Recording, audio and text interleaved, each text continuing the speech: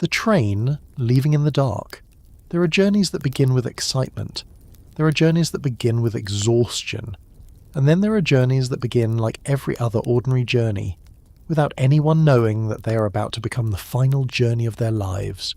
It is the evening of 28th December, 1879. Scotland is cold. The daylight is fading quickly. And across the River Tay the wind is beginning to rise. You are in Dundee. Around you, the Victorian city is settling into a winter evening. Lamps are beginning to glow along the streets. Buildings stand dark against the fading sky. People are finishing their work and thinking about home. Somewhere nearby, a train is preparing to leave.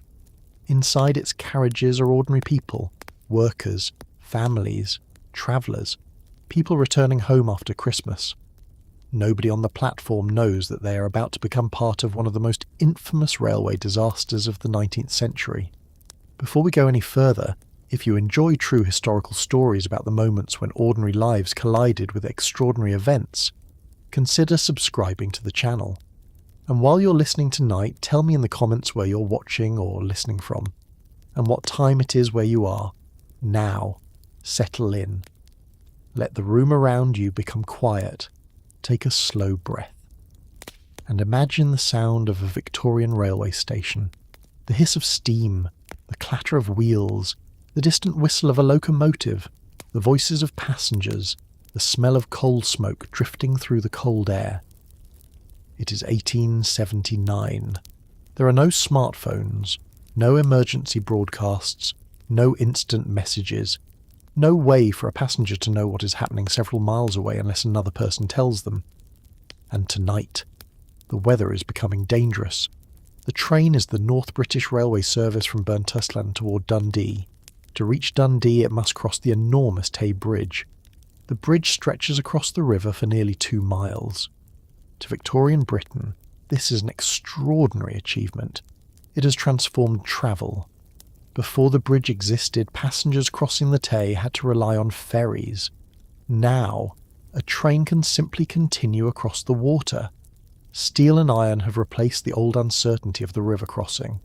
The bridge is a symbol of modern Britain, a symbol of engineering, a symbol of confidence. The 19th century believes deeply in progress. Railways are spreading across the country. Factories are growing. Cities are expanding. Steam power is changing everyday life. Bridges are reaching farther. Engineers are attempting things that earlier generations could barely imagine. And the Tay Bridge stands as one of those achievements. From the train, you can see the dark water below. On a calm day, the view might be beautiful. Tonight, it is different. The wind is becoming stronger. The river is restless. The sky is darkening. The train continues toward the bridge. Inside the carriages, people are trying to stay warm. Some passengers may be talking quietly. Others are thinking about home. Perhaps someone is looking out through the window. Perhaps a child is tired after the Christmas holidays. Perhaps a traveller is simply waiting for the journey to end. Nobody knows how close they are to disaster, and that is one of the most unsettling things about historical tragedies. The people inside them rarely know that they are inside a tragedy. They experience only ordinary moments, a conversation, a glance through a window, a seat shifting beneath them, the sound of wheels against the rails. Then, the next moment arrives. Outside, the wind continues to strengthen. The Tay is broad and dark beneath the bridge. The bridge itself rises from the water. Its towers disappear into the darkness. From a distance, it looks solid, permanent, almost immovable. You might trust it without hesitation. After all, a railway bridge carrying trains across a major river is supposed to be safe. That is what bridges are for, and thousands of people have already crossed it. The train moves forward, slowly. The entrance to the bridge approaches. The locomotive enters the darkness. The sound changes. Instead of wheels running across ordinary railway track, there is the deeper metallic rhythm of a train moving above open water. The wind strikes the carriages. The windows tremble. The passengers feel the movement. But perhaps nothing seems unusual. They have crossed bridges before. They know the train will soon be on the other side. A few minutes, and the journey will continue. Dundee is waiting. Homes are waiting. Warm rooms are waiting. Families are waiting. The passengers have no reason to believe that anything has changed. But the bridge is carrying more than a train. It is carrying the enormous confidence of the Victorian age, and beneath that confidence, there are weaknesses. Questions about the bridge's design. Questions about its construction. Questions about how it responds to the forces of the wind. Those questions have not yet become obvious to the people sitting inside the train. They are simply passengers. They have purchased tickets. They have boarded a train. They expect to arrive. That is all. The wind grows louder. The river disappears beneath the darkness. The train continues forward, and somewhere ahead, the bridge stretches into the night. You can almost hear the wheels. Clack, clack, clack. Each rotation bringing the passengers closer to the centre of the Tay, closer to the section of bridge where the water below is deepest, closer to a place where the darkness will soon hide almost everything. Outside, the storm is building. Inside, people are still waiting to arrive home, and for just a little longer, the train is completely ordinary. No alarms, no warning, no sudden realization, only steam, steel, wind, and the steady movement of a Victorian train disappearing into the Scottish night. The journey has begun, and nobody knows how it will end. The bridge. Across the Tay, before the train reaches the middle of the Tay, you need to understand the bridge, because to the people of Victorian Scotland this was not simply a railway crossing. It was a statement that human beings could conquer distance, that iron could replace water, that engineering could overcome nature, and on this December evening, that confidence is about to be tested. The River Tay is wide, very wide. At Dundee, the water stretches across the landscape like a dark sheet beneath the winter sky. Before the bridge existed, passengers travelling between the northern and southern shores had to cross by ferry. It was slower. It depended on the weather. And it meant that the railway journey was interrupted by the river. Then came the idea of building something extraordinary, a railway bridge across the Tay. The project was led by the celebrated engineer Thomas Bouch. Bouch was already well known in Victorian Britain. He had designed railway lines and bridges. He understood that the future belonged to railways, and the Tay offered a spectacular opportunity. Imagine standing beside the river while the bridge is being constructed. Piece by piece, iron sections rise above the water. Workers move across temporary structures. Materials arrive by boat. Columns are driven into the riverbed. The bridge slowly grows outward. What had once been open water begins to become a railway. To people watching from Dundee and Fife, the sight must have been astonishing.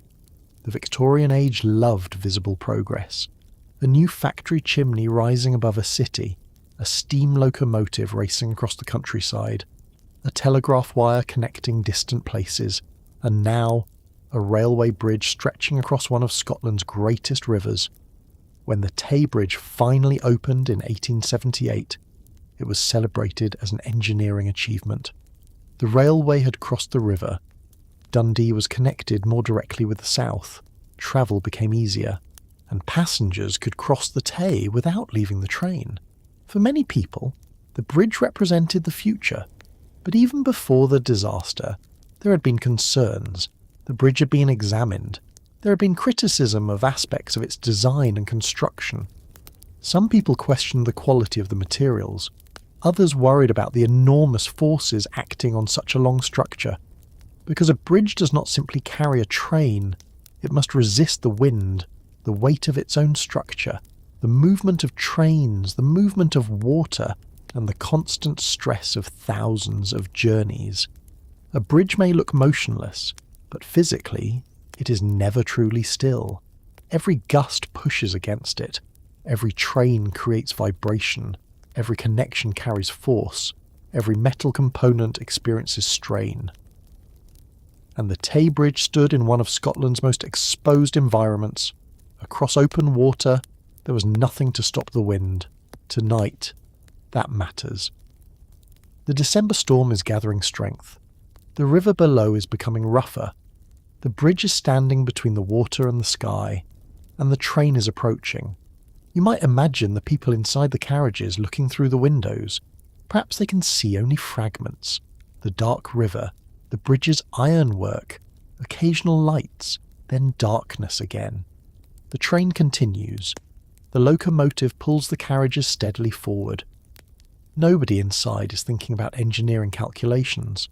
Nobody is imagining the exact strength of an iron girder. Nobody is calculating wind pressure. They trust the railway. They trust the bridge. They have every reason to. Millions of people across Britain are beginning to depend on railways. The railway timetable has become part of ordinary life. You look at a clock, you catch a train, you arrive at a station. The idea that the railway itself could suddenly disappear beneath you seems almost unimaginable. But the bridge has already experienced strong winds, and engineers understand that wind can be dangerous. A long bridge can behave differently under pressure. The longer the structure, the more complicated the forces become. The Tay Bridge was divided into many spans. Most of the bridge consisted of lower sections closer to the water, but toward the central navigation channel, the bridge rose higher. These higher sections were known as the high girders. They allowed ships to pass beneath, and those high girders were exposed. They stood above the water like a long metallic wall. The wind could strike them directly. Tonight, that wind is becoming violent. The train moves farther onto the bridge. The sound of the wheels becomes steady. Clack, clack, clack. Outside, darkness.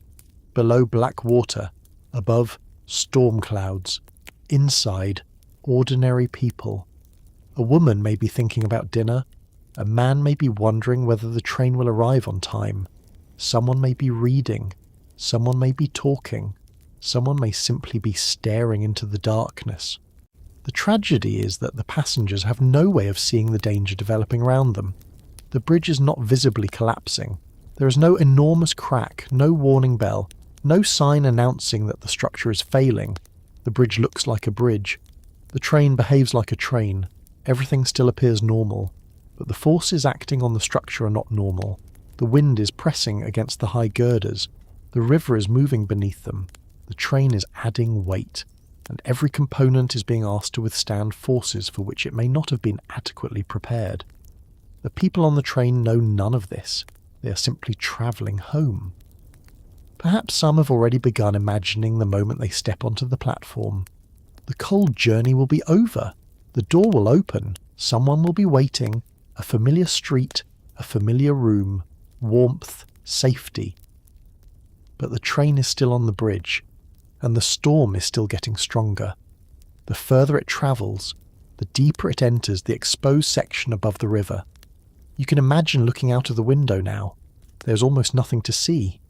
Only darkness, the occasional glimmer of light, the movement of rain, and perhaps the vague impression that the bridge itself is trembling beneath the wheels.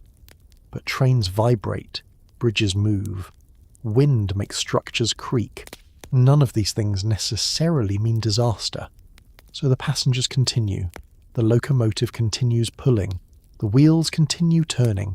The Tay continues flowing beneath them, and the bridge continues standing for another moment and another and another. The Victorian world still believes that the bridge will hold. After all, it has held before. But tonight is different. Tonight the wind is stronger. Tonight the structure is under extraordinary pressure, and somewhere ahead, the train is approaching the high girders, the most exposed section of the bridge, the section where the storm will meet the railway most violently. The passengers do not know it. The driver cannot see the future. The people waiting at Dundee do not know what is happening. Everyone is moving toward the same moment, without knowing that the moment is coming. The bridge stretches ahead. The wind screams across the Tay. The train moves into the darkness. And for the passengers inside, the journey still feels ordinary. Just another winter crossing. Just another train. Just another evening. Until the bridge begins to tell a different story. A storm begins. The bridge is still standing, the train is still moving, and inside the carriages, people are still thinking about home. But outside, the weather has changed. The River Tay is no longer calm. The wind has begun to roar across the open water, striking the bridge with increasing force. It is the evening of 28th December, 1879. Winter has settled over Scotland. The daylight has disappeared, and the farther the train travels across the bridge, the less the passengers can see. You might imagine sitting beside one of those windows. The glass is cold. The carriage is dim. Outside, darkness moves across the window like a curtain. Every so often, a gust of wind shakes the carriage. The train continues forward. Clack, clack, clack. The rhythm is strangely comforting. It tells you that the train is still moving, that the wheels are still on the rails, that everything is continuing as it should. But the bridge beneath you is being attacked by the storm. Not by fire, not by an explosion, not by an enemy, by wind. And wind can be deceptive. You cannot see it. You can only see what it moves. The rain, the smoke, the water, the trees, the clouds. And tonight, the wind is powerful enough to become a physical force against the enormous iron structure. The Tay Bridge rises above the river. The higher sections are exposed to the open sky. There is nothing around them to provide shelter. Every powerful gust strikes the bridge directly. The structure pushes back. Metal holds metal. Connections hold girders together, and every component carries part of the force. For the passengers, none of this is visible. They simply feel the train moving. Perhaps some notice that the carriage is swaying. Perhaps they hear unusual noises, a groan, a vibration, a metallic sound carried through the structure. But railway journeys are full of noises. The passengers have no reason to understand what those noises mean. The train continues. Behind it, the railway line disappears into darkness. Ahead, the bridge stretches toward Dundee. The journey should take only a few minutes, and that is what makes the scene so unsettling. Nothing dramatic has happened yet. There is no panic, no screaming, no sudden realization. Only a train crossing a bridge during a terrible storm. The people inside are still ordinary passengers, the woman travelling home, the man returning from visiting family, the child sitting beside a parent, the traveller watching the darkness. They are all moving toward the same destination, but the storm is growing stronger, and the bridge is experiencing forces that its designers and builders could never safely ignore. There had already been criticism of the bridge before the disaster. Questions had been raised about its construction. Some observers had expressed concerns about its workmanship, but the bridge had opened. Trains were using it. People trusted it, and trust is powerful. Once a structure becomes part of everyday life, people stop thinking about whether it will stand. They simply assume that it will. You do not normally walk across a bridge wondering whether every bolt is secure. You cross, you continue, you arrive. The same is true of a railway. The timetable says the train will arrive, so you believe it. Tonight, the passengers believe it too. Outside, however, the Tay is becoming violent. The water is being whipped into whitecaps. Rain is striking the bridge. The wind is forcing itself through the metalwork, and the high girders are exposed directly to the storm. The train enters deeper into this section. Now the sound is different. The wind is louder. It pushes against the carriage. The wheels continue their rhythm. Clack, clack, clack. Perhaps someone looks up. Perhaps someone grips the seat. Perhaps someone says something about the weather. But nobody knows that the bridge is already under extraordinary stress. And perhaps that is how disasters often begin. Not with a single obvious warning, but with many small things happening at the same time. A stronger gust, a vibration, a weakened connection, a structure carrying weight, a component already under strain. Each one might seem manageable. Together, they can become something else. The train moves forward. The locomotive enters the high girders. The darkness outside is almost complete. Below, the river is hundreds of feet away. The bridge beneath the train is now the only thing separating the passengers from the water. They cannot see the depth. They cannot see the structure below. They cannot see what the wind is doing to it. They can only trust. And they do. Because what other choice do they have? A passenger cannot step off a train in the middle of a bridge. There is nowhere to go. There is no road beside the railway. There is no safe ground beneath. There is only the track and the river. The train continues. At the other end of the bridge, people in Dundee may be waiting. They expect the train. They expect the passengers to arrive. The station has its own ordinary rhythm. Lights, steam, footsteps, voices. Perhaps someone is watching the clock. Perhaps someone is waiting for a relative. Nobody there can see what is happening in the darkness over the Tay. The storm hides everything, and the bridge itself becomes almost invisible. You can imagine the train from far away, a small line of light moving through the darkness, the locomotive pushing forward, the carriages following behind, the whole train appearing almost insignificant against the enormous river and the black sky. Then, another powerful gust strikes. The bridge responds, metal vibrates, the train sways. For a moment, perhaps a passenger looks toward the window. Perhaps they wonder if the bridge is moving. But then the train continues. The wheels keep turning. The sound returns. Clack, clack, clack. The mind relaxes again. It is still a train, still a bridge, still a journey. But the storm is not finished. Far above the water, the wind is becoming stronger. The high girders are taking the full force, and the bridge has no way to move away from it. It must resist. Again, and again, and again. Every second matters. Every gust adds pressure. Every connection is being tested. And beneath the darkness, the structure is approaching its limit. The passengers know none of this. They are simply travelling home. Some may be tired. Some may be thinking about tomorrow. Some may be looking forward to sleeping in their own beds. Perhaps someone has a letter in their pocket. Perhaps someone is carrying a Christmas gift. Perhaps someone has promised to arrive home that night. These tiny details are what make the tragedy human. Because disasters do not happen to numbers. They happen to people with plans, people with homes, people with families, people who believe they still have tomorrow. The train continues deeper into the storm. The Tay roars beneath it. The wind screams across the bridge, and the high girders stand against the darkness. For one more moment, they hold.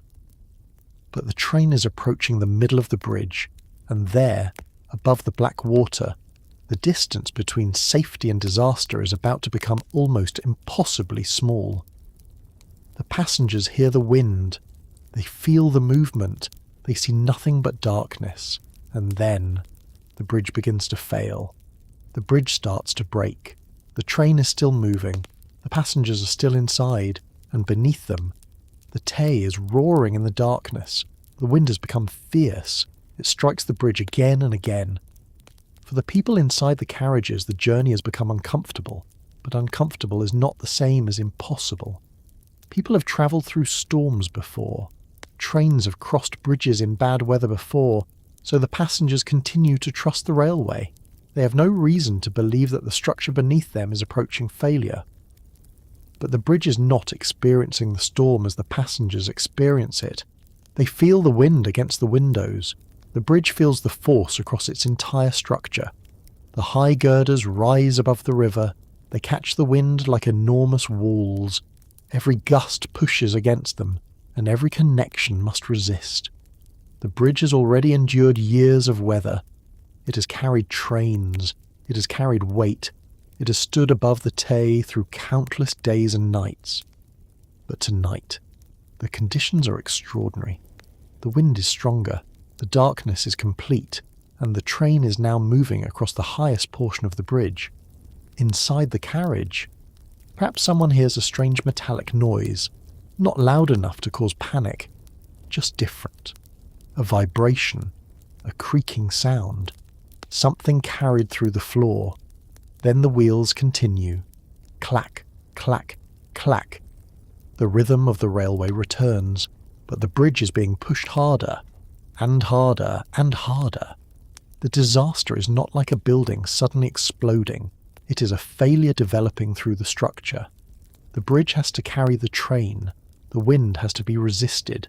The ironwork has to remain connected. If one part fails, the forces can be transferred to other parts. And if those parts cannot carry the additional load, failure can spread. The passengers cannot see any of this. They cannot look beneath the train. They cannot inspect the girders. They cannot see the connections. They are trapped inside the ordinary experience of a railway journey. The train moves, the storm continues, and the bridge stands for a few more seconds. Then, something changes. The bridge begins to move violently. The train shakes. The passengers feel it. Perhaps someone reaches for a seat. Perhaps another person looks toward the window. The darkness outside is still impossible to understand. The wind is screaming, the carriage is rocking, and suddenly, the railway no longer feels safe. The train is no longer simply moving forward. It is being thrown into the storm. The high girders are failing. One section gives way, then another. The supports can no longer maintain the structure. The darkness below opens. There is no warning long enough for the passengers to understand. No time to stop. No time to jump. No time to escape. The locomotive continues forward, because the train is already moving. But the track ahead is no longer supported. The bridge beneath it is disappearing. For one terrible instant, the train is moving toward empty space. Imagine the sound. Metal screaming, wind roaring, wood breaking, iron twisting, passengers shouting, the locomotive plunging forward. Then, the bridge collapses. The train falls, down into the darkness, toward the Tay. The entire event happens in moments. There is no dramatic pause, no opportunity for anyone to make a careful decision. The people inside the train are suddenly no longer travelling across a bridge. They are falling. The river rises toward them. The darkness surrounds them, and the world they trusted only seconds earlier has vanished. The train crashes into the water. The storm continues above. The Tay swallows the wreckage, and then silence returns. Not complete silence. The wind is still there. The river is still moving. Metal is still breaking. But the sound of the train is gone. On the far side of the bridge, people are waiting. They expect to see the train emerge from the darkness. They expect the lights. They expect the locomotive.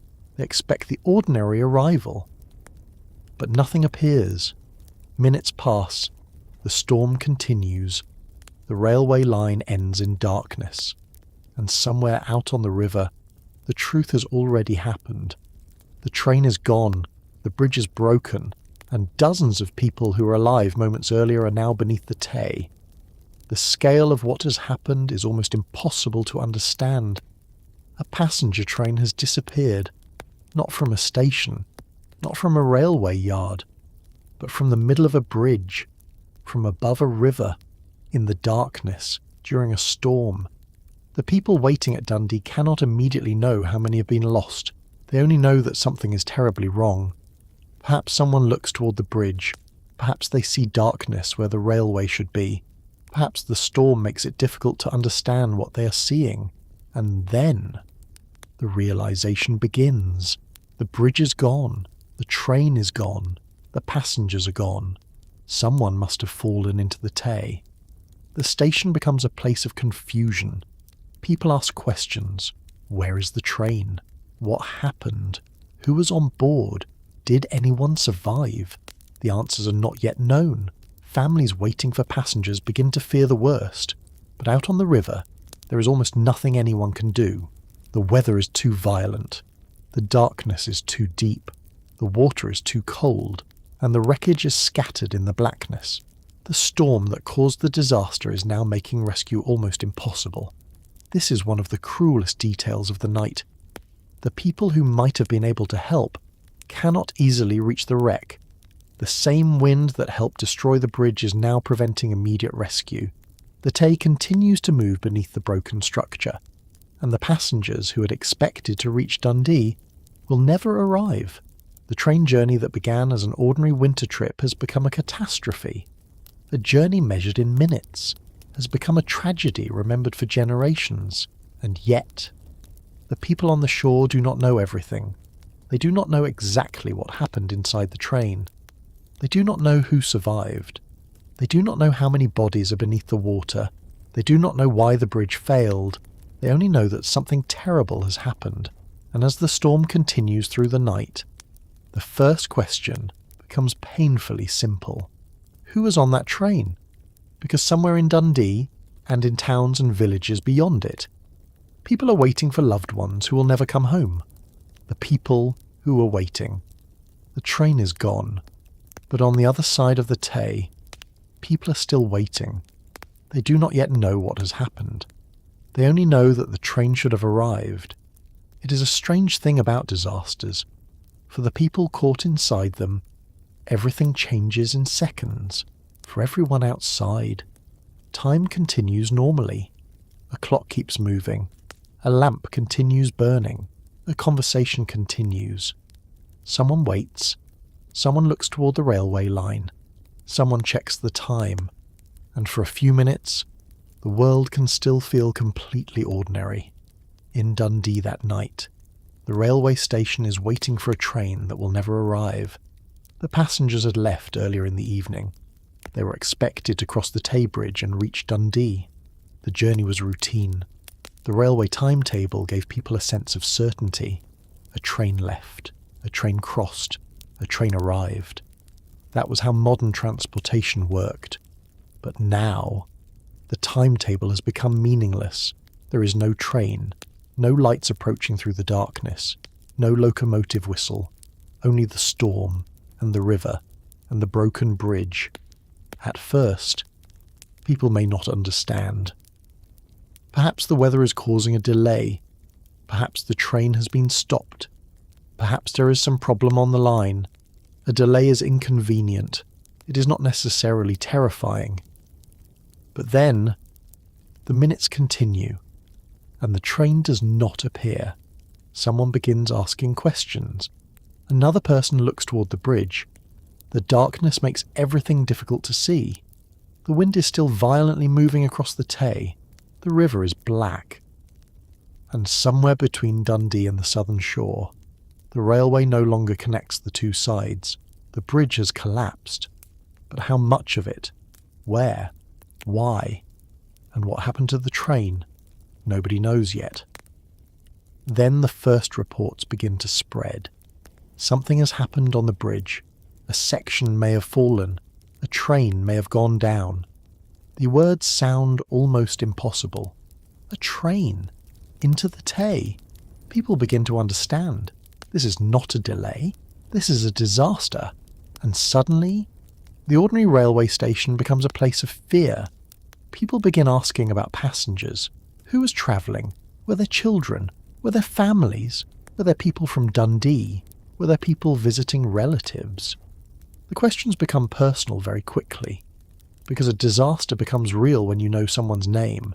A number can be terrifying, but a name is different. A name belongs to someone who has a house, someone who has a family, someone who was expected home that night. Across Dundee and the surrounding communities, families begin to worry. Imagine being at home. Perhaps you've finished dinner. Perhaps you're listening for footsteps. You know when the train should arrive. You know approximately when your husband, your wife, your brother, your sister, your child should be home. But the clock moves past the expected time. Still no knock at the door, still no footsteps outside. Perhaps you tell yourself there has been a delay. The storm is terrible. The railway may be slow. There's no reason to panic. Not yet. But then someone comes to the door, and the news begins to spread. The train has disappeared. The bridge has collapsed. There may be no survivors. For the families, the uncertainty is almost as painful as the news itself, because they do not know. They cannot see the wreck. They cannot ask the passengers. They cannot call anyone. There is no telephone in every home. There is no instant communication. There is only rumour and waiting. Meanwhile, rescue efforts begin, but the storm has not stopped. The Tay remains dangerous. The darkness makes the river almost impossible to search. Boats cannot simply rush into the middle of the wreckage.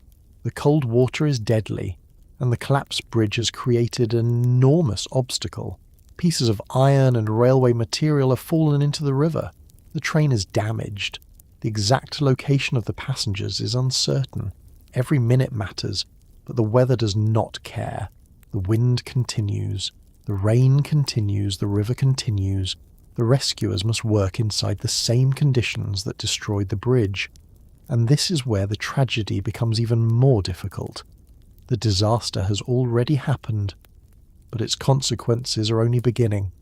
The people on shore must now face the reality of rescue. The people waiting at home must face uncertainty. And somewhere beneath the Tay, the passengers are trapped in the wreckage. The first boats move toward the area. Searchers look into the darkness. They look for lights, for movement, for voices, for anything that might indicate survival. But the storm swallows sound. The river is enormous, and the wreckage is difficult to reach. The rescuers continue anyway, because when a train disappears, you search, even when the chances are terrible, even when the water is cold, even when the night is dark. You search, because somewhere inside that wreckage, there may still be someone alive. That hope matters. For the families waiting on shore, it may be the only thing left. Perhaps someone says that survivors will be found. Perhaps someone insists that the passengers may have escaped. Perhaps someone refuses to believe the worst. That is what people do when someone they love is missing. They hold on to possibilities, even impossible ones. But as the night continues, the evidence becomes darker. There is no train arriving, no large group of survivors appears. The bridge is visibly broken. The river is carrying debris, and the storm continues to rage. The truth begins to emerge slowly, too slowly. By morning, the scale of the disaster will become clearer. But tonight, families are still waiting. Some may not yet know. Some may already suspect. Some may be searching for information. Some may be praying. And some may simply sit in silence, listening to the storm outside. Imagine one of those homes. A lamp burns beside a window. The room is warm. The fire is low. Someone sits awake. They keep looking toward the door. They know the train should have arrived, but it has not. The clock moves forward. The house remains silent, and outside, the wind crosses the dark streets of Dundee. Across the river, the Tay keeps flowing beneath the broken bridge. The train that should have carried people safely home is now part of the river, and the families still waiting. Do not yet know exactly how many names they will soon hear. The storm eventually begins to weaken. The darkness slowly gives way to morning. And when daylight arrives, the people of Dundee will finally be able to see what the night has done. They will see the broken bridge. They will see the wreckage. They will see the empty railway line. And they will begin to understand the terrible truth. The train did not arrive, because there was no longer a bridge for it to cross. And now, the search for the dead will begin. The morning after morning comes slowly over the Tay. The storm has weakened. The darkness is beginning to disappear, and for the first time, people can see what happened. The bridge is broken, not damaged, not merely bent, broken. Where the railway should stretch across the river, there is now an enormous gap. The high girders have disappeared into the Tay. Pieces of iron lie twisted in the water. The railway line that had carried thousands of passengers safely across the river has simply stopped. And somewhere beneath the cold water, the train is lying in the wreckage. The people who had been waiting through the night now begin to understand. There was no delay. There was no mechanical problem. There was no train waiting somewhere on the other side. The train had fallen from the bridge, and the passengers had gone with it. The first daylight makes the scene even more terrible. During the night, darkness had hidden the scale of the disaster. Now, there is nowhere for the truth to hide. People gather near the river. Some stare silently. Others search the bridge with their eyes as though they might somehow find an explanation. The broken structure rises from the water like the remains of something enormous. The storm has left behind a scene of destruction, but the most painful part is what cannot be seen. The passengers, they are missing. Families begin asking for names. Railway officials begin trying to establish exactly who was on the train. The process is slow. There are no modern passenger databases, no mobile phones, no digital records that can be checked in seconds. Information must be gathered manually. Tickets, railway records, witness statements, families, friends, and every name becomes important. Because somewhere, someone is waiting. Someone needs to know whether their loved one was on that train. As the morning develops, boats move toward the wreckage. Rescuers search the river. They look among the debris. They inspect the broken sections of the bridge. They search for signs of life. But the Tay is cold. The water is deep. And the wreckage is difficult to reach. The train has been violently damaged. The chances of finding survivors are terribly small. Still, the search continues, because hope does not disappear simply because the evidence is terrible. A rescuer may still imagine hearing a voice. A hand may still be trapped somewhere inside the wreckage. Someone may still be alive. So they search. They work in the cold. They climb over damaged structures. They look into the water. And slowly, the truth becomes undeniable. The disaster has taken an enormous number of lives. The exact number will take time to establish, but it is clear that this is not a minor accident. This is a catastrophe. One of the worst railway disasters Britain has ever seen. And the bridge itself, the symbol of Victorian engineering confidence, has become the centre of the tragedy. People begin asking the obvious question: how? How could a railway bridge collapse beneath a passenger train? How could something so enormous, something built with such confidence, fail so completely? At first, there is no simple answer. The storm is an obvious suspect. The wind had been extraordinarily powerful, but people begin looking more closely. They look at the structure. They examine the broken metal. They ask about the bridge's construction. They ask about its design. And soon, another question begins to emerge. Was the storm truly responsible? Or did the storm merely reveal weaknesses that were already there? That question will become central to the investigation. But for the families, engineering explanations are not enough. They want names. They want answers. They want to know who was responsible. And most of all, they want the people they loved back. But there is no bringing them back. The river has already taken them. The morning becomes colder. The wind continues to move through the broken structure. The bridge makes strange sounds as damaged sections shift. People stand on the shore and look across the Tay. The same river that had connected communities has become the place where dozens of lives ended. And perhaps that contrast is one of the most haunting parts of the story. The bridge was built to make the river less frightening, to make crossing easier, to make travel faster. It was supposed to conquer distance. Instead, on this night, it became the source of danger. The disaster spreads far beyond the river. Newspapers begin preparing reports. Telegraph messages travel across Britain. The news reaches cities far from Dundee. People who have never seen the Tay learn about the collapse. The story becomes national news. Victorian Britain is shocked. Because this is not simply an accident. It is a failure of confidence. People have been told that modern engineering can accomplish extraordinary things, and now one of Britain's great railway bridges has collapsed beneath a passenger train. The questions will become increasingly uncomfortable. Who designed it? Who inspected it? Who approved it? Who built it? Were warnings ignored? Were materials strong enough? Was the bridge properly maintained? Could the disaster have been prevented? These questions will soon dominate the investigation. But on the morning after the disaster, the people standing beside the Tay do not yet know the answers.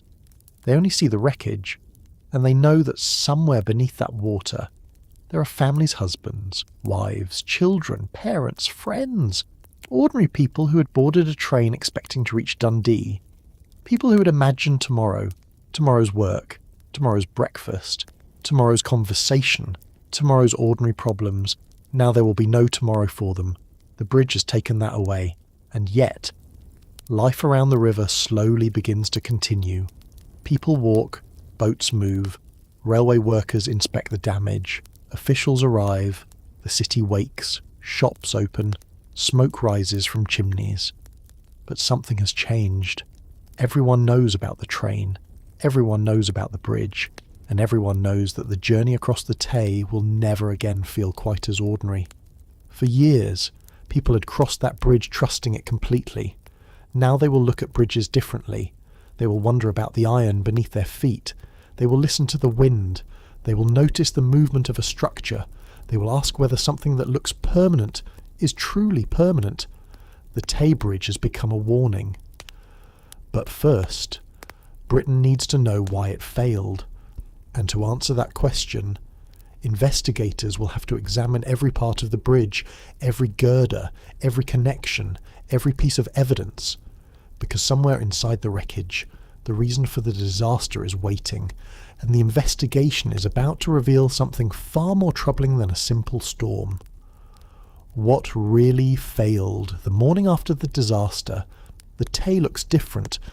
Yesterday, the bridge was a symbol of progress. Today, it is a broken skeleton above the river. People stand along the shore and stare. Some are silent. Some are searching for relatives. Others are already asking the question that will dominate Britain for months. How could this happen? The answer cannot simply be the wind, because the wind had been strong, very strong, but a railway bridge was expected to withstand wind. It was built in Scotland. It was going to face storms. The real question was whether the bridge had been designed and constructed well enough to survive them. And now, the investigators begin looking at the evidence. The bridge had not collapsed everywhere. That is important. Large portions of it were still standing. The disaster was concentrated in the high girder section over the navigation channel, the very section that had been exposed most directly to the storm. Investigators examine the surviving structure. They examine the broken ironwork, they look at the pieces recovered from the river, they look at the connections, and slowly, a disturbing picture begins to emerge. The bridge was not simply defeated by an unusually strong gust. There were weaknesses in the structure itself. Questions arise about the quality of the cast iron components. Questions arise about the design. Questions arise about the way the columns had been constructed. And most importantly, questions arise about the connections holding the structure together. A bridge is only as strong as its weakest important connection. You can build enormous iron girders. You can create massive towers. You can construct something that looks almost indestructible. But if the parts connecting those pieces are inadequate, the entire structure can become vulnerable, and that is what investigators begin to suspect. The Tay Bridge had used cast iron columns in parts of its structure. These columns were not simply decorative, they carried enormous loads, and their strength depended heavily on their design, manufacture, and condition. If the metal contained flaws, if the casting was poor, if the structure was not properly secured, then the bridge could fail under forces it was supposed to resist. The investigators begin looking closely. They find evidence suggesting that workmanship had been inconsistent. Some components were not of the quality that people might have expected. The bolts and fastenings become especially important. Because the high girders had to remain securely connected to their supports, the wind pushed against the structure, the bridge resisted. But if the connections allowed movement, that movement could become dangerous. A tiny weakness can become a major failure when repeated force is applied. Think about bending a piece of metal. Once, perhaps nothing happens. Again, nothing obvious. Again, and again. And eventually the material begins to weaken. Now imagine that principle operating on a massive bridge during a violent storm. while a passenger train is moving across it. The forces become enormous, and the investigators want to know exactly what happened during those final seconds. Did the wind cause the high girders to move? Did the connections loosen or fail? Did the columns break? Did one failure trigger another? Did the train itself contribute to the collapse? These questions matter, because if the bridge failed because of an unavoidable natural event, then the disaster is one kind of tragedy. But if it failed because human beings made preventable mistakes, then the tragedy becomes something else. It becomes a warning. The investigators begin reconstructing the sequence. The train approaches the high girder section. The wind is powerful. The structure is under pressure. Then the supports fail. The high girders collapse. The train falls with them. The evidence suggests that the collapse was sudden. There was no long period in which the bridge slowly sank beneath the train. The structure gave way, and once it did, there was almost nothing the passengers could do. The train was already moving. The track disappeared. The river was below. The darkness was everywhere. The investigation also turns toward the bridge's creator, Thomas Bouch. Bouch had been celebrated for his engineering work. He had been trusted with an enormous project. He had helped bring the railway across the Tay. But now, his greatest achievement had become Britain's most infamous engineering disaster.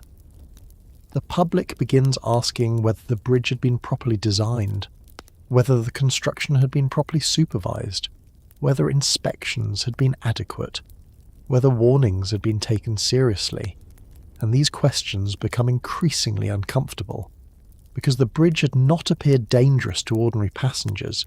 It had looked enormous. It had looked permanent. It had carried trains every day. People had trusted it. But engineering is not about appearance. A structure can look magnificent and still contain dangerous weaknesses. The disaster exposes that difference, and as investigators study the bridge, the Victorian faith in progress begins to look more complicated. The 19th century is proud of what engineering can accomplish, but this tragedy demonstrates something equally important. Nature does not care how confident people are. Wind does not care how impressive a bridge looks. The river does not care how much money was spent building it. Physics remains physics, and when human calculations are wrong, the consequences can be enormous. The Tay Bridge disaster becomes more than a story about one night. It becomes a debate about responsibility. Who should have known? Who should have checked? Who should have stopped the trains? Who should have questioned the structure? And perhaps the most painful question of all, could the disaster have been prevented? For the families standing beside the Tay, this question matters more than anything. Because if the bridge failed simply because the storm was too powerful, then the tragedy is horrifying. But if mistakes helped cause it, then somewhere, someone might have been able to prevent those deaths. The investigation continues. Engineers examine fragments. Witnesses describe what they heard. Survivors and railway workers provide information. Newspapers publish theories. Britain watches, and the bridge, silent above the river, becomes evidence. Every twisted girder tells part of the story. Every broken connection reveals something. Every recovered piece may answer another question. The storm has passed, but the investigation is only beginning. And the deeper people look into the bridge, the more disturbing the story becomes. Because the Tay Bridge did not simply fall. It failed through a combination of design, construction and structural weaknesses that would soon force Victorian Britain to reconsider what it meant to call something safe. And the next question will be even harder. If there were warning signs, why didn't anyone stop the train? The warning. No one could see. The question remains, if there were weaknesses in the bridge, why did nobody stop the train? The answer is uncomfortable, because before the night of 28th December 1879, the Tay Bridge did not look like a disaster waiting to happen. It looked like progress. It carried trains. It connected communities. and every successful journey made people trust it a little more. That is how dangerous structures can become ordinary. A bridge does not have to look frightening to be unsafe. Sometimes, the greatest danger is the thing everyone has become accustomed to. By the time the train approached the bridge that evening, the railway was part of everyday Victorian life. Passengers trusted the timetable, they trusted the locomotive, they trusted the driver, and above all, they trusted the bridge. But there had been concerns. During the bridge's construction and operation, questions had been raised about aspects of its workmanship and design. The bridge had also experienced strong winds before. There had been evidence that the structure could move under severe weather. None of this necessarily meant that people expected the entire bridge to collapse. That is an important distinction. A structure can move in the wind without immediately failing. A bridge can make noises. Iron can vibrate. A train can sway. And passengers can still cross safely. So when the storm began that evening, there was no obvious reason for the people inside the train to believe they were about to die. The railway system had procedures. There were railway workers. There were signals. There were people responsible for operating trains. But there was no modern system capable of measuring the bridge's structural condition in real time. There was no computer receiving data from sensors, no weather app showing the exact wind speed at the bridge, no emergency communication system connecting every passenger with railway headquarters. Information moved slowly, and decisions depended heavily on human judgment. That matters. Because when a storm becomes dangerous, someone has to recognize that it has crossed the line from bad weather into unacceptable danger. But where exactly is that line? How strong must the wind become before a train should be stopped? How much movement is too much? How much vibration is dangerous? How much risk is acceptable? These questions are difficult even today. In 1879, they were far more difficult. The people responsible for railway operations had to make decisions using the information available to them, and on that night, the train continued. The passengers had no reason to believe otherwise. Perhaps they looked through the windows and saw the rain. Perhaps they heard the wind. Perhaps they felt the bridge moving beneath the carriage. But none of those things automatically meant disaster. The train continued across the Tay, and somewhere ahead, the high girders waited, the most exposed part of the bridge, the section where the wind could strike hardest, the section that would eventually collapse. The tragedy was not that nobody knew storms existed. Everyone knew.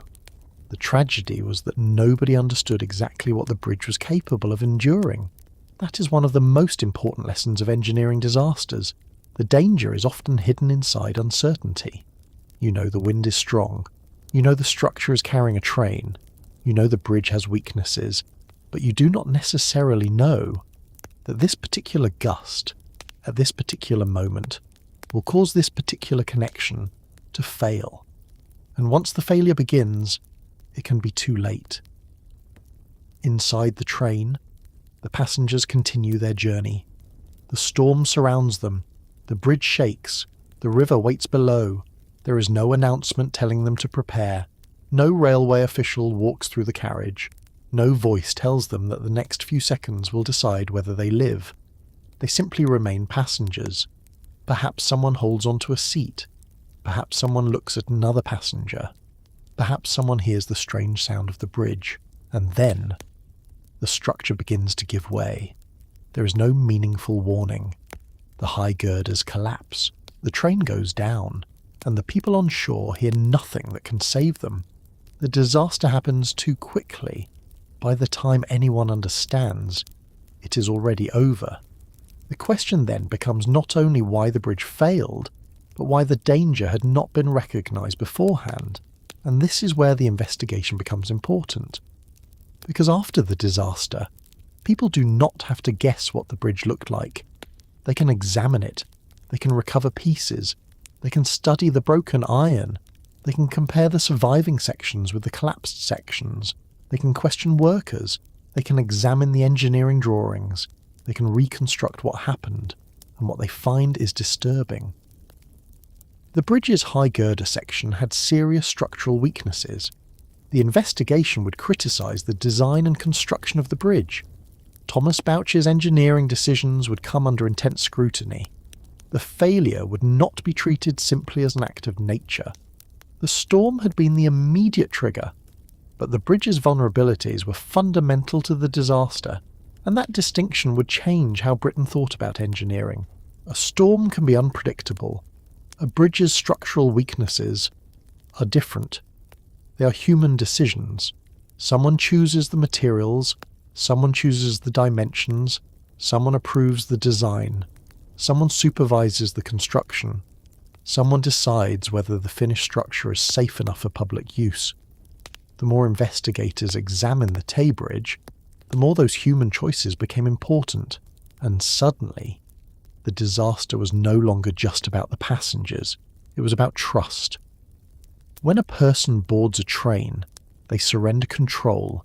They cannot inspect the locomotive, they cannot inspect the bridge, they cannot calculate the forces, they simply trust the people who built and operate the railway. That trust is invisible, but it is enormous, and when a bridge collapses beneath a passenger train, that trust collapses too. Across Britain, people begin asking themselves uncomfortable questions. If this bridge could fail, what about the next bridge? If an engineering masterpiece could fall, how safe are the structures carrying thousands of people every day? The Tay Bridge had been celebrated as an achievement. Now it had become a warning, and the warning was not simply, beware of storms. It was something much deeper. Do not confuse size with strength. Do not confuse confidence with proof, and never assume that because something has worked yesterday, it will necessarily survive tomorrow. The people who boarded the train that evening did not make a reckless decision. They did not knowingly enter danger. They did what ordinary people do every day. They trusted a system built to carry them safely. That is what makes the tragedy so haunting. The passengers were not adventurers. They were not soldiers entering a battlefield. They were ordinary travellers. And their final journey began with an ordinary act of trust. The train crossed deeper into the darkness. The wind rose. The bridge failed. And by morning, Britain was left with a terrible question. Not simply, what happened, but who was responsible? And now, the investigation would begin to follow that question wherever it led. The investigation begins. The storm has passed. The train is gone. And now, Britain wants an explanation.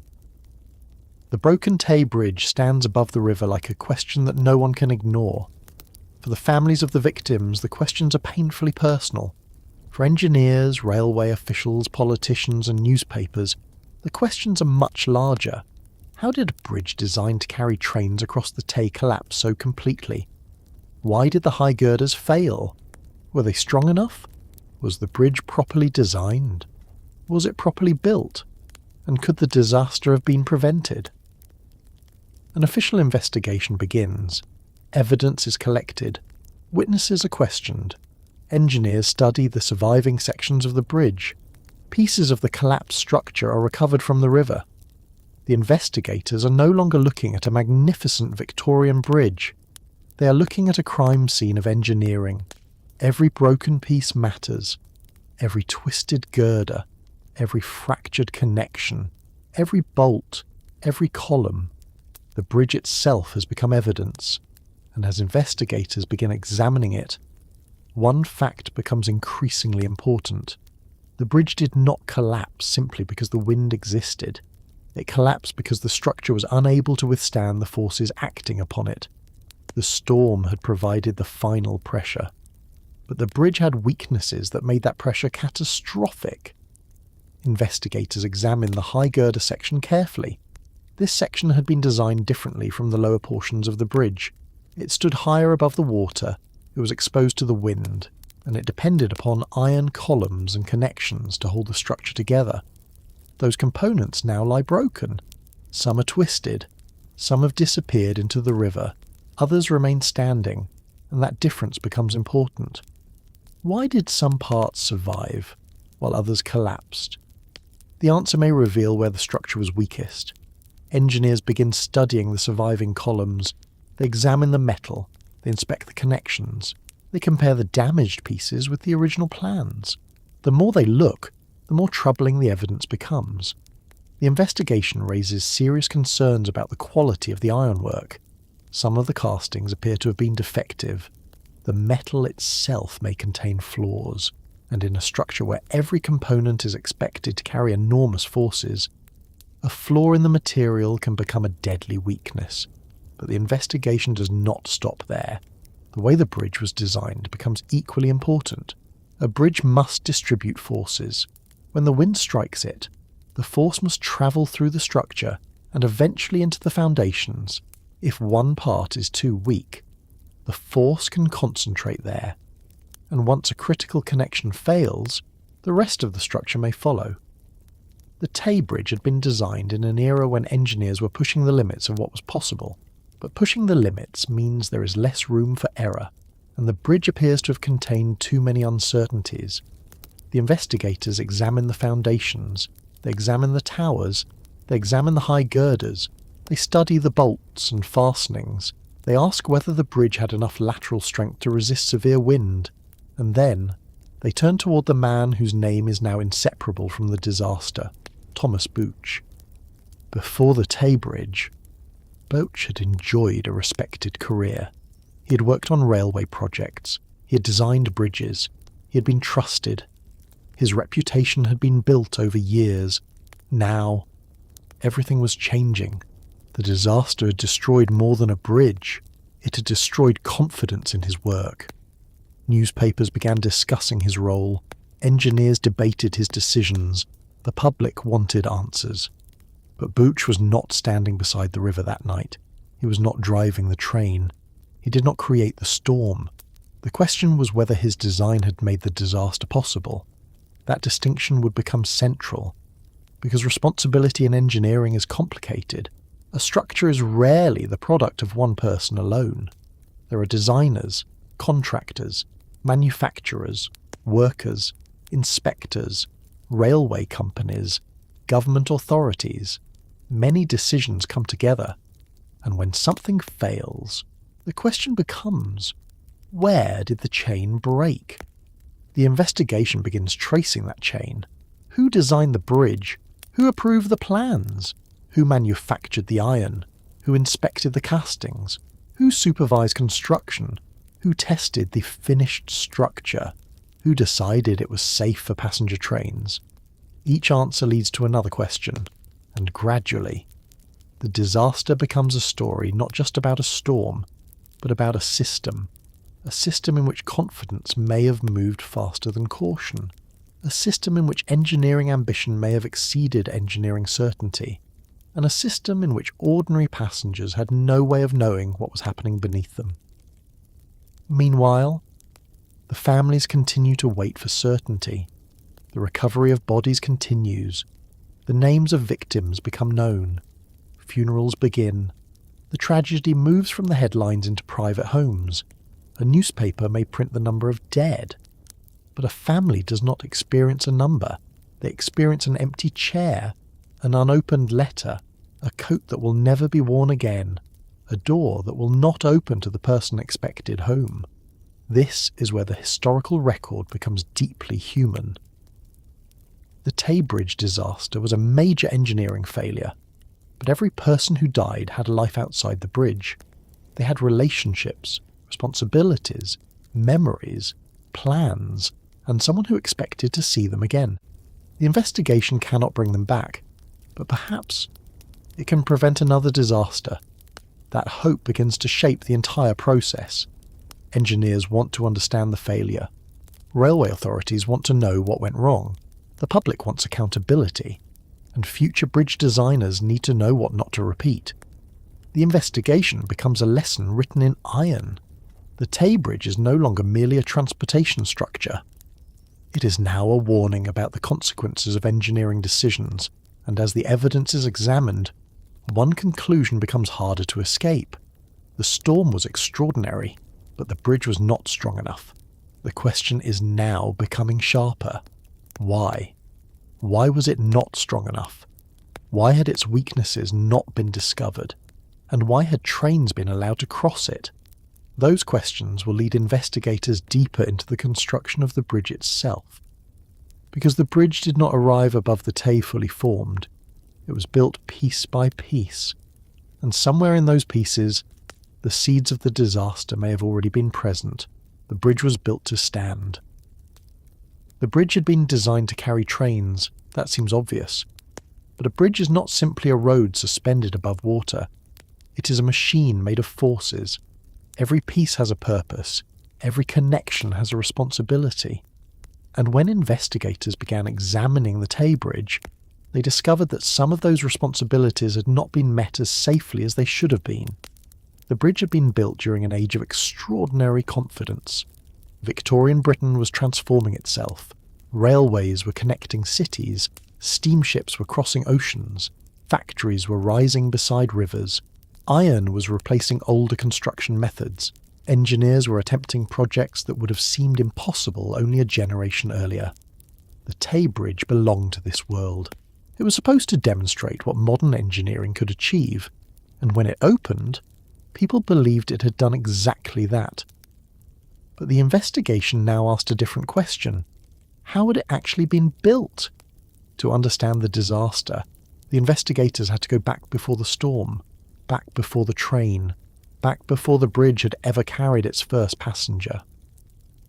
The construction of the Tay Bridge had involved enormous quantities of iron. Columns had been created and installed in the river. Girders had been assembled above the water. The structure had been designed to rise higher in the central navigation channel, so ships could pass underneath. From the shore, the completed bridge looked magnificent, but appearances could hide problems. The investigation discovered concerns about the quality of some of the cast iron components. Cast iron can be strong under certain kinds of loads, but it can also be brittle, and when a structural component contains flaws, its actual strength may be very different from what engineers expect. A tiny defect inside a piece of metal may be invisible from the outside. The column can look perfect, it can stand upright, it can carry weight. And yet, under a powerful force, the hidden weakness can suddenly become catastrophic. The same principle applies to the connections. A bridge is made of thousands of individual parts. If the parts are not properly connected, the strength of the whole structure can be compromised. Investigators found serious problems with some of the bridge's connections. The bolts and fittings used to secure the structure were not always as reliable as they should have been. Some evidence suggested that workmanship during construction had been poor. There were concerns about the quality of materials. There were concerns about inspection. And there were concerns about whether the bridge had been adequately designed for the wind forces it might experience. These details may sound technical, but on the night of December 28th, they became human, because every weakness in the bridge existed beneath a train full of people. The passengers did not know about the bolts. They did not know about the iron castings. They did not know about the calculations. They simply trusted the structure. That trust had been built into the railway system. When you bought a ticket, you were not buying merely transportation. You were trusting hundreds of people you would never meet. The engineer, the builder, the inspector, the railway company, the driver. You trusted all of them to make sure the bridge would still be there when your train reached the other side. And for most passengers, that trust was invisible. They never thought about it. Why would they? You do not normally sit inside a railway carriage wondering whether the bridge beneath you has been properly calculated. You read, you talk, you look out the window, you wait to arrive. But the investigation now revealed something deeply uncomfortable. The bridge's apparent strength had been greater than its actual reliability, and the storm had exposed the difference. The wind did not need to destroy every part of the bridge. It only needed to exploit the weakest parts. The high girder section was particularly vulnerable. The wind struck the structure from the side. The bridge resisted. but the connections and supports had to absorb those forces. As the wind increased, the stresses increased, and eventually, the structure could no longer cope. The investigators also considered the bridge's design itself. The high girders were supported by columns. Those columns depended on cast iron components and their connections. If one critical column failed, the load it had been carrying would have to move somewhere else. But the surrounding structure might not have been capable of accepting that sudden additional load. A bridge can therefore fail like a chain reaction. One weakness leads to another, one connection breaks, another becomes overloaded, then another, and suddenly, a structure that appears enormous and solid can collapse in seconds. That is what makes structural failure so frightening. It does not always happen gradually. There may be no comfortable period in which everyone can calmly leave. There may be no obvious warning. A structure can appear stable until the moment it isn't. And for the passengers aboard the train, that moment came in darkness. They did not see the investigation. They did not know about the engineering flaws. They did not know about the criticisms that would later appear in newspapers. They only experienced the final result. The bridge beneath them disappeared. The investigation also raised questions about inspection. A bridge does not become safe simply because construction has ended. It must be inspected, maintained, observed. Its condition must be understood as the years pass, and a bridge exposed to severe weather requires particular care. But in the 19th century, the science and practice of structural inspection was still developing. Engineers had experience, they had calculations, they had observation, but they did not possess the sophisticated monitoring systems that modern engineers use today. There were no electronic sensors recording every movement, no digital model calculating stress in real time, no network of instruments warning officials that a critical component was approaching failure. The bridge was judged through human observation and engineering methods of the time, and humans can make mistakes. That is why the Tay Bridge disaster would become such an important lesson. It demonstrated that engineering confidence must be supported by rigorous design, testing, inspection and construction. A beautiful bridge is not necessarily a safe bridge. A famous engineer is not necessarily an infallible engineer. And a structure that has survived thousands of journeys is not guaranteed to survive the next storm. The investigation continued. The surviving parts of the bridge became evidence. The broken components were examined. Witnesses described what they had seen and heard. Engineers reconstructed the final moments, and gradually, the picture became clearer. The disaster was not simply a battle between a bridge and an unusually powerful storm. It was the result of a structure that contained vulnerabilities, and a storm powerful enough to expose them. The wind had provided the final blow, but the weaknesses had been there before, long before the train entered the bridge, long before the passengers looked into the darkness, long before anyone knew their names. And now, Britain had to decide what those failures meant. Because if the bridge had been inadequately designed and constructed, then the tragedy could not simply be blamed on nature. Someone had to answer for the decisions that created the weakness, and as the investigation moved forward, the name of Thomas Bouch became increasingly difficult to separate from the disaster. The engineer who had once been celebrated for building across the Tay now had to face the question that haunted the entire country. How could a bridge designed by a respected engineer have failed so completely? The engineer who built the bridge. By now, the question is no longer whether the Tay Bridge failed. Everyone knows it did. The broken structure is still standing over the river. The train is gone. The passengers are dead. The families are mourning. And Britain is demanding an explanation. But behind every great engineering project, there is a human being. Someone who imagined it. Someone who calculated it. Someone who believed it could work. For the Tay Bridge. That man was Thomas Bouch. Before the disaster, Bouch was not a forgotten engineer. He was respected. He had built a career during the extraordinary expansion of Britain's railway system. Railways were transforming the country. They connected towns that had once been separated by long journeys. They carried people, goods, letters, and news. And engineers who could build railway lines and bridges were helping create the modern Britain of the 19th century. Bosch was part of that transformation. The idea of crossing the Tay was ambitious. The river was wide. A bridge would have to withstand powerful weather.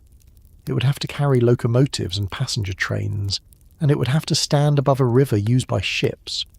The project demanded confidence, and Bosch had it. When the bridge was completed, it represented a remarkable achievement. People could now travel directly across the Tay. The ferry crossing had become unnecessary. The railway could continue across the river. The bridge shortened journeys. It connected communities. And for a time, it seemed to confirm Bosch's reputation. But the disaster changed everything. Suddenly, the same bridge that had made him famous was being examined as evidence of failure. The public wanted to know whether mistakes had been made. Engineers wanted to know which decisions had gone wrong, and Bosch had to face the possibility that the bridge's design had not been adequate for the forces it encountered. The investigation was severe. The official inquiry examined the bridge in detail. It looked at its construction, its materials, its design, its structural system, its ability to resist wind, and the quality of the work. The conclusions were devastating. The inquiry found that the bridge had serious design and construction deficiencies. The high girder portion was especially vulnerable. The structure had not been adequately designed for the wind forces it might encounter. The quality of some of the cast iron work was poor, the connections were inadequate, and the overall design contained serious weaknesses. This was not simply bad luck. The storm had been extraordinary, but the bridge had not been strong enough. That distinction destroyed Bosch's professional reputation. The man once associated with railway progress was now associated with Britain's greatest railway bridge disaster. His career effectively collapsed, and there is something deeply human about that. Because when a disaster happens, history often searches for a villain, someone to blame, someone whose name can explain the tragedy. But engineering disasters are rarely that simple. A bridge is not created by one person's hands. It involves drawings, calculations, materials, manufacturing, construction, inspection, approval, maintenance. Many people participate. Many decisions accumulate. Sometimes the failure is hidden inside that chain. One person assumes another has checked something. Another person assumes the design is adequate. A manufacturer produces components that appear acceptable. A worker installs them. An inspector looks at the finished structure. A railway company allows trains to cross. And eventually, everyone trusts the system until the system fails. The Tay Bridge disaster exposed that problem. It showed what could happen when confidence travelled through a chain of decisions without enough independent verification. And the passengers paid the price. They had no involvement in any of those decisions. They had simply bought tickets. That is one of the most tragic aspects of the disaster. The people who suffered most were the people who had the least control. They trusted the bridge because they had no reason not to. The railway was supposed to carry them safely. The bridge was supposed to stand. The driver was supposed to reach Dundee. That was the entire agreement. And now, the bridge was lying broken in the Tay. Bosch's reputation could not be repaired. The disaster became the defining event of his life. His earlier achievements could not erase what had happened. The Tay Bridge would forever be associated with his name. But the story does not end with one engineer, because Britain had to learn from the disaster. The tragedy forced engineers to reconsider bridge design. Wind loads became a far more serious concern. Structures would have to be designed with greater attention to lateral forces. Independent checking became more important. Construction quality became a greater concern. The disaster showed that calculations could not simply be trusted because they came from an experienced engineer. They had to be tested, questioned, verified, and challenged. That may be one of the most important legacies of the Tay Bridge. The dead could not be brought back, but their deaths could influence the future. Every bridge designed after the disaster would exist in a world that knew what had happened at the Tay. Every engineer who studied the collapse would see the consequences of inadequate design. Every railway company would have another reason to take structural safety seriously. The disaster had become a lesson written in lives, but for the families, there was little comfort in engineering lessons. Imagine the months after the disaster. The bridge remains damaged. The newspapers have moved on to other stories. The public attention slowly fades, but a family still has an empty chair. A widow still wakes up knowing her husband will not return. A child still asks questions. A parent still remembers the last time they saw their son or daughter. History may remember the bridge.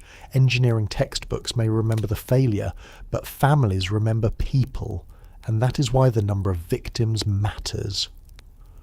Approximately 75 people were believed to have died. The exact total has been debated because passenger records and identification were difficult in the aftermath. But behind that number, there were dozens of separate lives, dozens of stories, dozens of families, and every one of them had expected the train to arrive safely. That expectation was ordinary, and perhaps that is what makes the disaster so haunting. Nobody on that train believed they were taking a final journey. They were simply going home. The bridge had been built to connect people. Instead, for one terrible night, it separated families forever. And when people looked across the Tay afterward, they could no longer see only a bridge. They saw a warning, a reminder that progress without caution can become dangerous, that confidence must be tested, that engineering is not merely about making something possible, but making it safe, and that the most impressive structure in the world is worthless if it cannot protect the people who trust it. The Tay Bridge had promised to conquer the river, but the river had won. The investigation had uncovered the weaknesses. Bucci's reputation had been destroyed. Britain had learned a painful lesson. But one question still remained. What happened to the people who were lost? And what did their families endure after the headlines disappeared? Because the disaster did not end when the bridge fell. For those left behind, that was only the beginning. The families left behind. The bridge had fallen. The investigation had begun. The newspapers had printed the terrible news, and slowly the rest of Britain began to move on. But for the families of the people on the train, there was no moving on. There was only the empty space left behind. A chair that would no longer be occupied, a coat that would never be worn again, a familiar voice that would never be heard at the door. The Tay Bridge disaster had lasted only moments, but grief does not last moments. It can last years, sometimes a lifetime. On that December evening, the passengers had boarded the train for ordinary reasons. Some were returning home, some were visiting family, some were travelling for work, some were simply trying to reach the other side of the river. They had no reason to believe that the journey would be remembered by newspapers across Britain. They were not famous people. They were ordinary passengers, and that makes the story difficult to forget. Because history is often remembered through kings, generals, and politicians, but sometimes the most powerful historical stories belong to people whose names almost disappeared. People who simply happened to be on the wrong train, on the wrong night, on the wrong bridge. After the disaster, identifying the victims was difficult. The train had fallen into deep, cold water. The wreckage had been violently damaged. The storm had made the search extremely difficult. And the river did not give up its dead easily. Bodies were recovered over time. Some were identified. Others were not. The number of victims became part of the public discussion. Approximately 75 people were believed to have died. But for a family, the number did not matter. One person was enough. one missing husband, one missing wife, one missing child, one missing parent, one missing friend. That was a complete tragedy by itself. Imagine the waiting. Before the disaster, a family might have known roughly when someone would return. Perhaps they expected to hear the front door. Perhaps they expected footsteps on the stairs. Perhaps dinner had been prepared. Perhaps a lamp had been left burning. Then the expected time passed. No arrival. Then more time. Still nothing. And eventually, the truth. The train had gone down. The bridge had collapsed. The person you were waiting for was not coming home. There was no modern way to soften that news. No telephone call from a hospital. No instant message. No photograph of the wreckage sent to a family. Information moved through people, through railway officials, through newspapers, through telegraph messages, and sometimes through silence. The families had to live with uncertainty while the authorities worked to establish what had happened. For some, the uncertainty would last longer than the night itself. The river had become a vast grave, and every search brought the possibility of terrible recognition.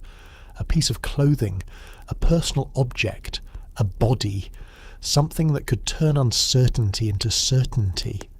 There is a cruelty in that, because certainty can be painful, but uncertainty can be unbearable. If someone is missing, you can still hope. You can still imagine survival. You can still tell yourself that perhaps they escaped. But when the evidence becomes clear, hope disappears and grief takes its place. The Tay Bridge disaster also changed the way people looked at railway travel. Before the collapse, a railway bridge was something many passengers barely thought about.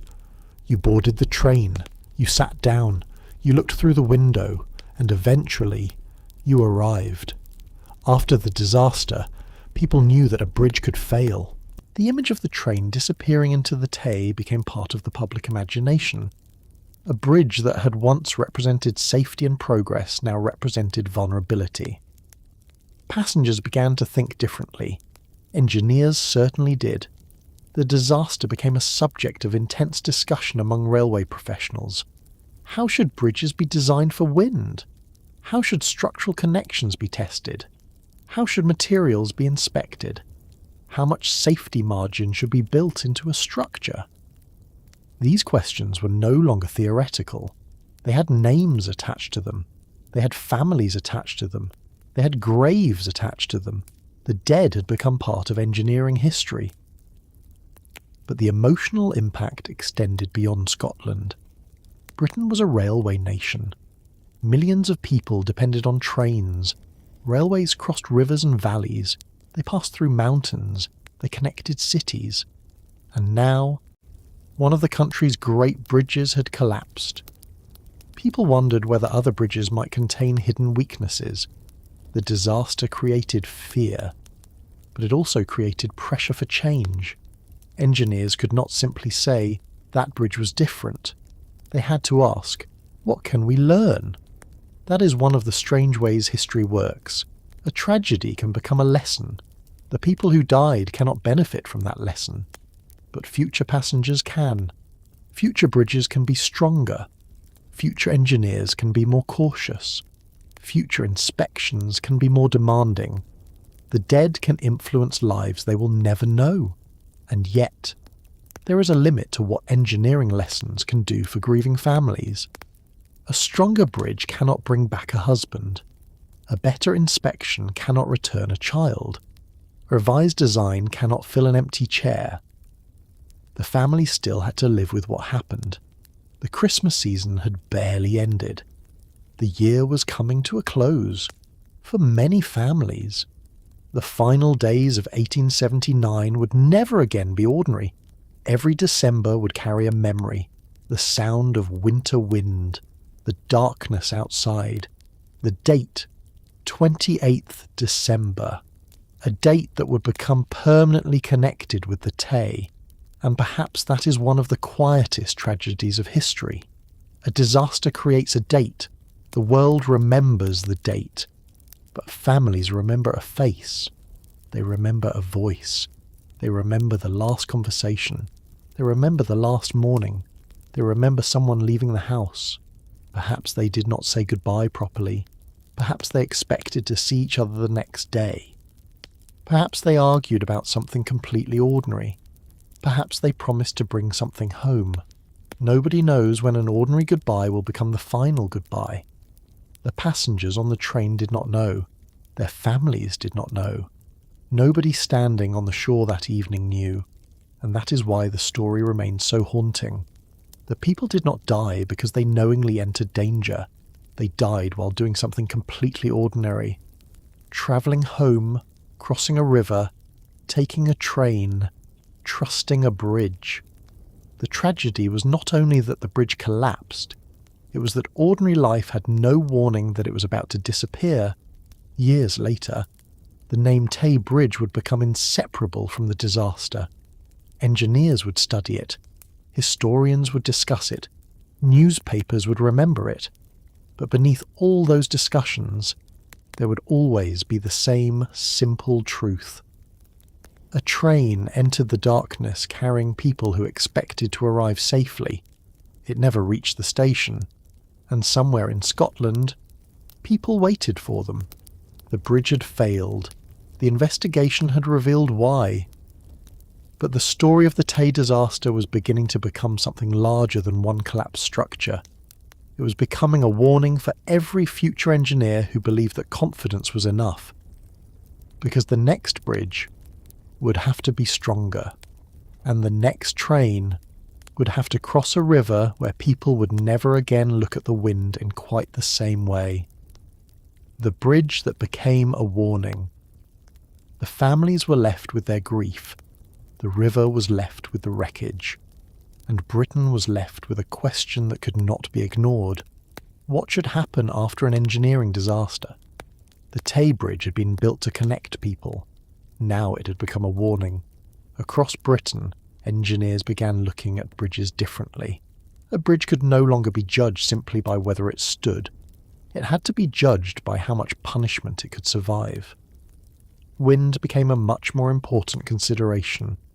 Before the disaster, engineers certainly understood that wind exerted force on structures. But the Tay Bridge demonstrated just how catastrophic those forces could become when combined with structural weaknesses. The lesson was brutally simple. A bridge over a wide body of water must be designed not only for the weight of trains, but also for the forces of nature. The wind does not arrive politely. It does not distribute itself according to an engineer's drawing. It comes in gusts. It changes direction. It strikes one side of a structure, then another, and a long bridge can behave very differently from a short one. The Tay Bridge had been exposed to the open river. There were few natural barriers between the structure and the storm. The high girders stood above the water. They were vulnerable, and when the wind became extreme, the bridge could not withstand it. The disaster therefore became an important case study. Engineers examined what had gone wrong. They looked at the design. They looked at the materials. They looked at the connections. They looked at the foundations. They looked at the surviving sections. And they asked a question that every engineer should ask before a structure carries human lives. What happens if our assumptions are wrong? That question is more important than confidence. Because confidence says, this should work. Engineering safety asks, what if it doesn't? What if the wind is stronger? What if a connection fails? What if the material contains a defect? What if one component carries more force than expected? What if something goes wrong at the worst possible moment? The Tay Bridge disaster demonstrated the importance of asking those questions before people are standing on the structure. The tragedy also changed public expectations. Passengers did not understand engineering calculations. They did not need to. They simply expected the railway to be safe, and that expectation placed enormous responsibility on engineers and railway companies.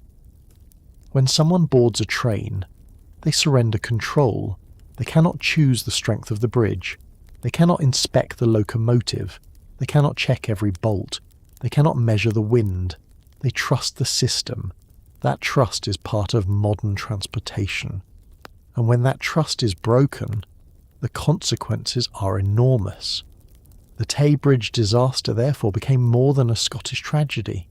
It became part of the history of railway safety. It demonstrated the danger of inadequate design. It demonstrated the importance of construction quality. It demonstrated the need for careful inspection. And it demonstrated that an experienced engineer can still make catastrophic mistakes. Thomas Booch's reputation never recovered. His name became permanently associated with the collapse. The bridge that had once been his achievement became the defining failure of his career. And there is something tragic about that too. Because Bouch had not set out to create a disaster. He had wanted to build a bridge. He wanted to solve a difficult engineering problem. He wanted to connect people.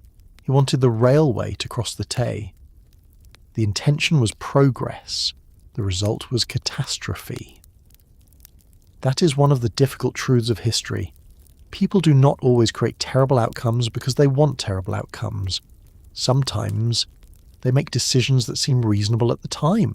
Sometimes they underestimate a danger. Sometimes they trust a calculation. Sometimes they fail to question an assumption. And sometimes the consequences are far greater than anyone imagined. The Tay Bridge became a permanent reminder of that. The remains of the old bridge were eventually dismantled. A new bridge would later be built across the Tay, but the new structure would exist in the shadow of the old disaster. Every engineer working on the new crossing would know what had happened. Every person crossing the river could remember the broken bridge. The new bridge would need to be stronger, more carefully designed, more thoroughly tested. The river itself had not changed. The wind had not changed, but human understanding had. And perhaps that is one of the most important ways history moves forward. Not because people become incapable of making mistakes, but because sometimes mistakes become lessons. The Tay disaster was a terrible lesson. A lesson written in steel. A lesson written in water. A lesson written in the names of the dead. The bridge had promised permanence, but nothing built by human hands is truly permanent. Every structure depends on materials. Every material has limits. Every design depends on assumptions. Every assumption can be wrong. And every safety system depends on people taking responsibility. That night, too many weaknesses came together. The wind arrived. The bridge failed. The train fell. And 75 lives were believed to have been lost. But the story did not disappear with the wreckage. It remained. In newspapers, in engineering discussions, in official reports, in family memories, in the landscape around the Tay, and in the bridge that would eventually replace it. There is another lesson hidden inside the disaster. The passengers had done nothing wrong. They had not ignored a warning. They had not taken a reckless route. They had simply boarded a train. They trusted the people responsible for the railway. And that is why engineering safety is not merely a technical subject. It is a moral responsibility. When you design a bridge, you are not designing for yourself. You are designing for strangers, people you will never meet, children, parents, workers, travellers, people carrying their own private stories, people who assume they will reach the other side. The Tay Bridge disaster made that responsibility painfully visible. A calculation can look like a number on paper, but beneath that number, there may be hundreds of human lives.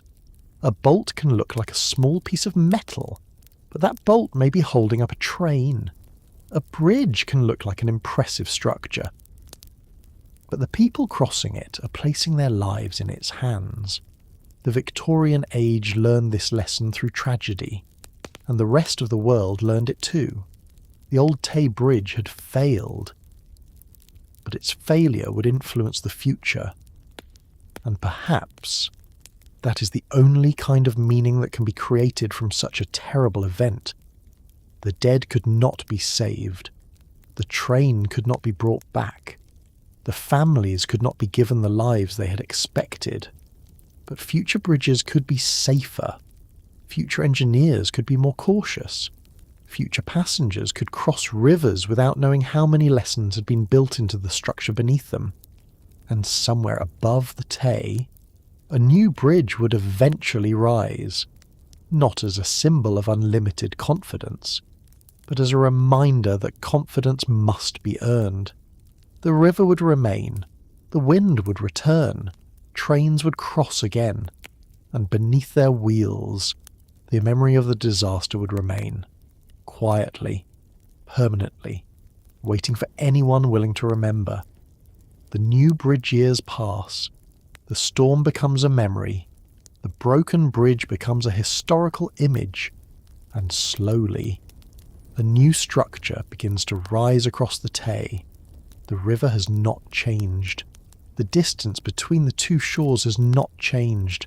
The wind still comes across the water. But the people building the new bridge now carry the memory of what happened before. They know that a bridge is not simply a beautiful line across a river. It is a structure that must survive forces that cannot be seen. Wind, weight, vibration, water, time, and human error. The second Tay Bridge is designed with the lessons of the disaster in mind. Its structure is stronger, its foundations are more substantial, its design is more conservative. The engineers are no longer trying simply to prove that a bridge can be built. They are trying to make sure it can survive. That difference matters. The first bridge had represented Victorian confidence. The second bridge represents something quieter. Experience, caution, memory. When the new bridge eventually carries trains, the scene is almost strangely ordinary. A locomotive approaches. The rails continue across the river. The train moves forward, and below, the Tay flows as it always has. But unlike the passengers of 1879, the engineers responsible for this bridge know exactly what happened to the first one. They have studied the wreckage. They have studied the failures. They have studied the wind. They have studied the mistakes. The new bridge exists because the old bridge failed, and that is one of the strange ways human knowledge grows. Sometimes, progress comes from success, and sometimes it comes from catastrophe. The Tay disaster became part of engineering education. It showed the danger of underestimating wind. It showed the importance of strong connections. It showed the consequences of poor workmanship. It showed why materials must be tested. It showed why structures carrying human beings need generous safety margins.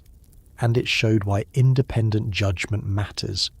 The people who died never knew that their final journey would influence future engineering. They could not know that. They could not imagine it. They were simply passengers. Yet their deaths became part of the knowledge used to protect future passengers. There is something deeply sad about that. But there is also something meaningful. Because the alternative would be for the tragedy to disappear without teaching anything. The new bridge therefore carries more than trains. It carries memory. Imagine standing beside the Tay years later. The river is moving quietly. The wind is softer now. The sky is clear. A train crosses in the distance. From the shore, it looks completely ordinary. Perhaps that is what makes it difficult to imagine what happened here. There is no screaming, no falling iron, no storm, no darkness. Only a bridge, only a train, only the river. But history has a way of hiding inside ordinary landscapes. A peaceful field may once have been a battlefield. A quiet street may once have been crowded with people who changed history. And a calm river can conceal the memory of a disaster. The Tay is like that. It looks peaceful. But beneath its surface, there are memories. The old bridge is gone. The wreckage has disappeared. The railway has continued. Dundee has grown. Generations have been born who never saw the original bridge. They know the disaster only through photographs, books and stories. But the date remains. December 28th, 1879. A winter night, A storm, a train, a bridge, and 75 lives believed to have been lost. The tragedy also reminds us how quickly technology can change the world. In 1879, railways were among the most advanced forms of transportation available. They made distances smaller, they connected cities, they transformed commerce, they changed where people could live and work. But every new technology creates new responsibilities. The faster people travel, the more important safety becomes. The larger the bridge, the more carefully it must be designed. The greater the trust, the greater the responsibility. The Tay Bridge disaster exposed that responsibility in the most painful possible way. A passenger does not know the engineer. The passenger does not know the manufacturer. The passenger does not know the inspector. The passenger simply boards. That simple act is an act of trust. And the people on that train trusted the bridge. They had no reason to believe it would disappear. That is why the disaster remained so haunting. The passengers were not doing anything extraordinary. They were not facing a known danger. They were travelling home. And perhaps that is the most frightening part of all. The final moments of a person's life are not always dramatic. Sometimes they are ordinary. A person leaves work. Someone says goodbye. A ticket is purchased. A seat is taken. A train begins moving. And nobody realises that this ordinary moment is about to become the final memory anyone will ever have of them. The passengers on the Tay train had plans. They had destinations. They had people waiting for them. And then the bridge disappeared. Their future disappeared with it. But the future of railway engineering did not. It continued, changed, more cautious, more aware. The new bridge became a symbol of that continuation. The river could not be defeated. The wind could not be controlled. But humans could learn. They could design better. They could test more carefully. They could inspect more thoroughly. They could admit that even respected engineers can be wrong. That is the deeper lesson of the Tay.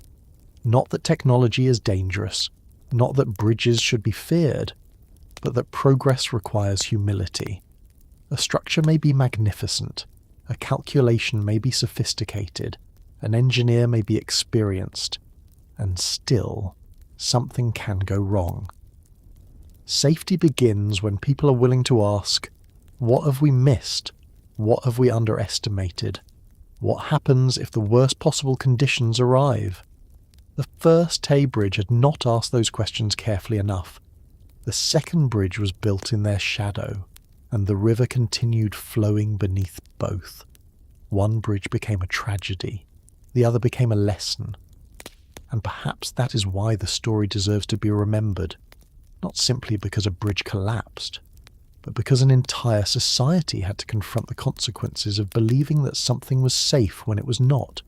Today, when a train crosses a great bridge, the passengers rarely think about the calculations beneath their feet. They look out the window, they talk, they read, they wait for the next station, and that is exactly how it should be. Safety is most successful when nobody has to think about it. But somewhere behind that ordinary journey, there are thousands of calculations, thousands of inspections, thousands of lessons, and some of those lessons were paid for with lives. The Tay disaster is one of them. The new bridge stands, the trains cross, the river flows, and the wind returns again and again, just as it did in 1879.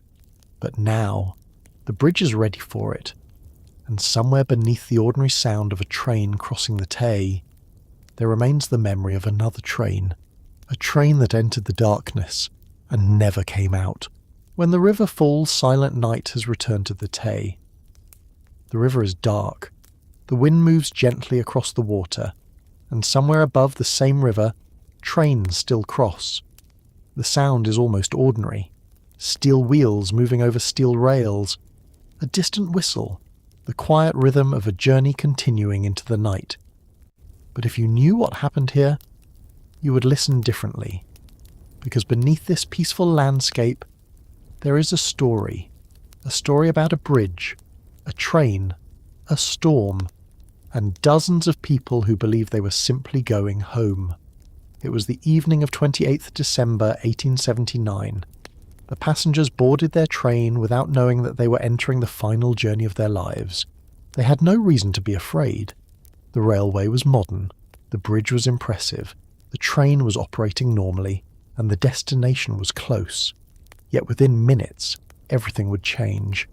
The wind grew stronger, the Tay became violent, the train entered the high girders, and then the bridge failed. There was no time for the passengers to understand what was happening, no opportunity to prepare, no safe place to run. The structure disappeared beneath them, the train fell into the darkness, and the river closed over the wreckage. By morning, Britain was staring at the remains of one of the most terrible railway disasters of the Victorian age.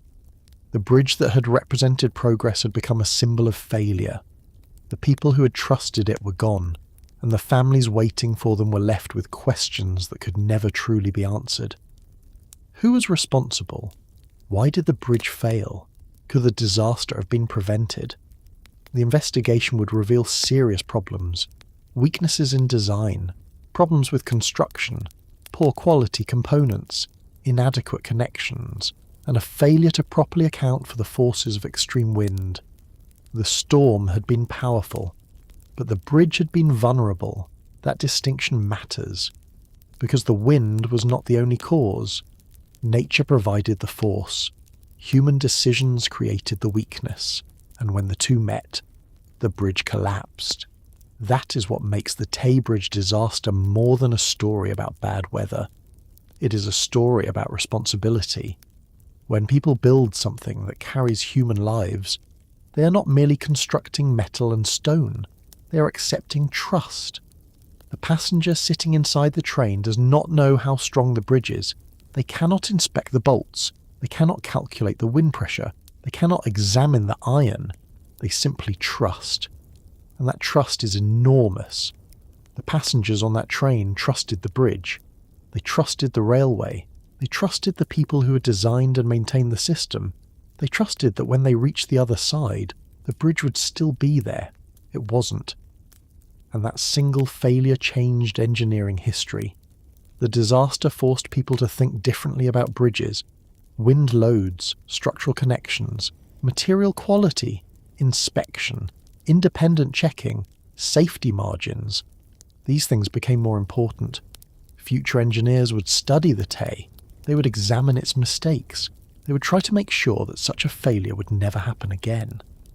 And eventually, another bridge would cross the river, stronger, more carefully designed, built with the memory of the disaster behind it. Trains would cross again. Passengers would look through the windows. The river would flow below. And most of them would probably never think about the old bridge. That is the strange thing about safety. When it works, we rarely notice it. We simply arrive.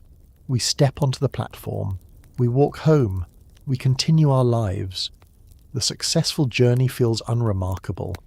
But behind that ordinary arrival, there may be thousands of decisions, thousands of calculations, thousands of inspections, and sometimes thousands of lessons learned from mistakes made before us.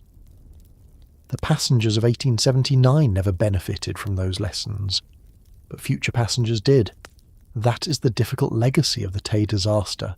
The dead cannot be brought back, but their story can still protect people who were not yet born, and perhaps that is why we remember them, not simply because they died, but because their final journey changed what came afterward.